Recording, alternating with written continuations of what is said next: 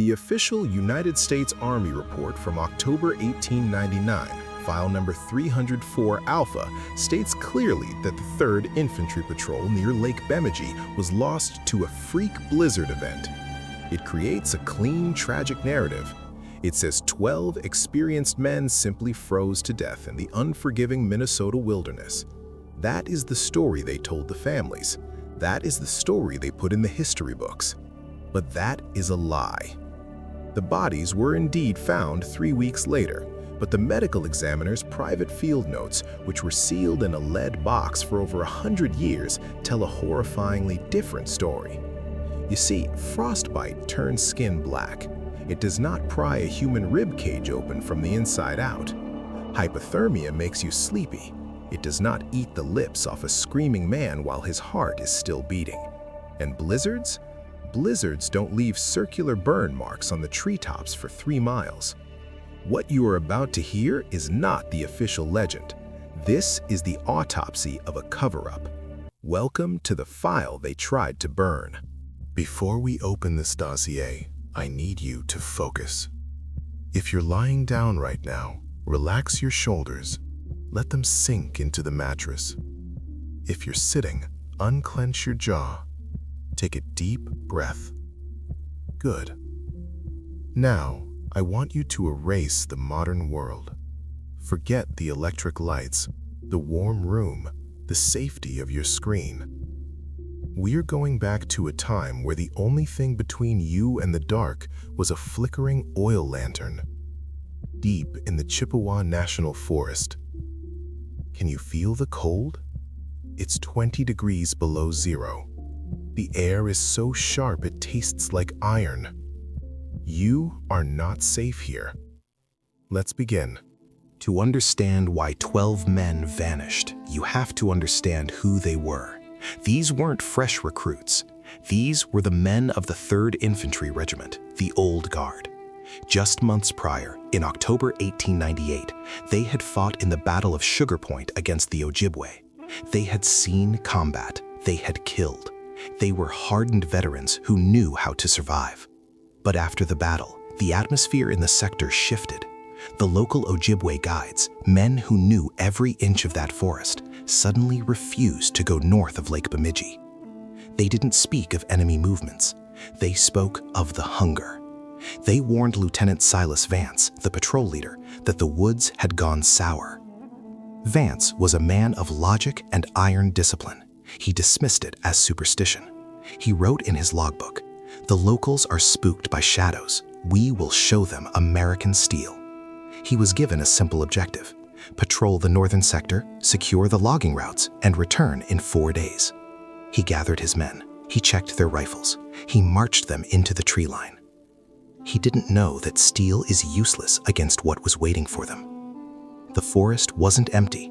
It was holding its breath. And as the column of 12 men disappeared into the white mist, they weren't the hunters anymore. They were the bait. The patrol left the forward outpost at dawn.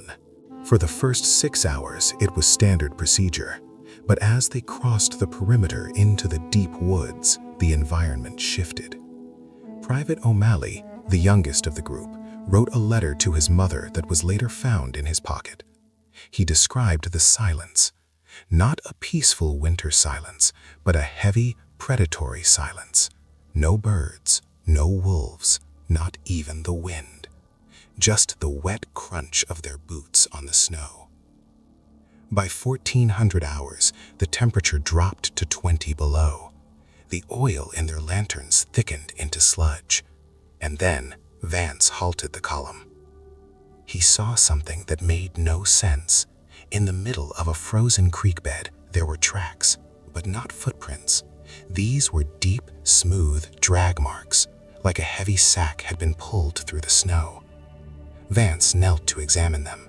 The drag marks were 3 feet wide. They wound through the trees in a serpentine pattern. But here is the detail that kept Vance awake that night. There were no footprints beside the drag marks. Whatever was pulling that heavy weight wasn't walking on the ground. It was floating or hanging from above. Vance touched the edge of the track. The snow was melted and refrozen, as if the thing passing by was incredibly hot. Vance ordered the men to follow the drag marks. They led for 2 miles until they found the source, a surveyor's camp that was supposed to be abandoned. The tents weren't just collapsed, they were shredded, not cut with knives, but torn apart as if by a massive blunt force. Inside the main tent, everything was frozen in time. A pot of coffee still on the stove, playing cards scattered on the table, but no blood, no struggle, just absence. Private Jensen found a rifle, a sturdy Winchester, lying in the snow. It was bent into a perfect U shape. It takes 500 pounds of pressure to bend steel like that. A bear couldn't do it. A man certainly couldn't. That's when O'Malley found the box. A wooden case, half buried in the drift, containing a wax cylinder recorder. The wax was frozen solid. Vance brought it close to their campfire to thaw it out. The 12 men huddled around the small machine as the needle dropped. At first, only static. Then, a voice. It was the lead surveyor. He wasn't speaking to his team, he was whispering. "It mimics us," the voice scratched out. "Don't listen to the wind. It knows my daughter's name. It sounds like her." The soldiers exchanged terrified glances. The recording continued, cracking with insanity. "We shot it. The bullets just stopped. They didn't hit flesh. They hit something hard, like stone. God, do not let it in. It's too tall to fit in the tent, but it's bending down. It's bending." The audio ended with a sound that wasn't human. It was a wet, clicking screech, like rocks grinding together in a throat. Then, silence. Vance clicked the machine off. The fire crackled, and in the absolute stillness of the forest, from the darkness beyond the light, came a soft, rhythmic, clicking sound. That night, psychological warfare began. Private O'Malley was on watch. At 09 hours, he reported hearing a voice singing an Irish lullaby. Not just any song, it was the exact song his mother used to sing to him in Boston. He wept, aiming his rifle into the dark, knowing his mother was 1,000 miles away. Vance had to physically drag him back to the fire. The entity wasn't just hunting them physically, it was weaponizing their memories. Paranoia set in like gangrene. The men stopped trusting each other. At 03 hours, the singing stopped. It was replaced by the sound of a heavy, wet branch snapping. Private Jensen went to check the horses. The men at the fire heard a violent whoosh of air, like a vacuum sealing shut. And then Jensen was gone. No scream. No struggle. Vance ran to the spot. He found Jensen's boots, both of them, still laced up, standing in the snow. But Jensen was gone. And above them, high in the pines, the branches were dripping with a thick, dark liquid that wasn't sap. It was warm. Vance looked at his journal and wrote a new entry. His handwriting was jagged, terrified. He sketched what he saw for a split second in the tree line. An elongated limb, a skeletal structure that shouldn't support weight. He gave it a new designation: the starving walker. It did not eat the horses. It wanted them. It has always wanted them. By day 9, only 4 men remained. They staggered through the deep snow, reaching the designated rendezvous point. But there was no relief column. There was no rescue. Instead, Vance found a frozen courier pouch on a dead body near the trail. He opened the map case. And that is when the true horror set in. It wasn't a rescue map. It was a containment grid. The area they were patrolling was marked with a single red stamped word: observation. Vance realized then, they weren't sent to kill the beast. They were sent to feed it. The army knew, the brass at Fort Snelling knew exactly what was in these woods.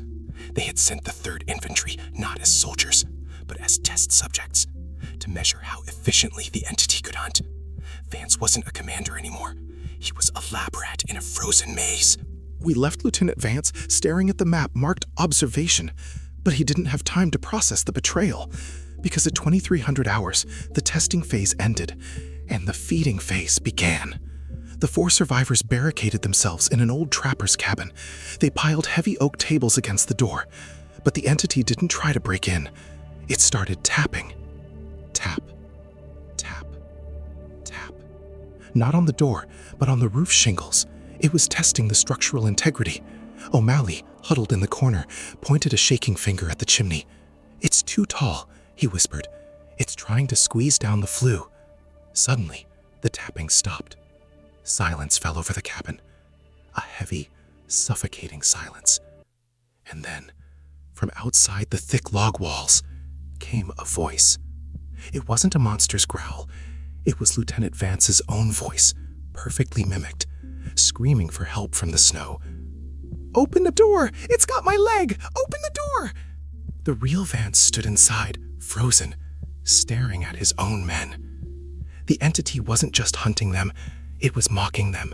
It was proving that it knew them better than they knew themselves.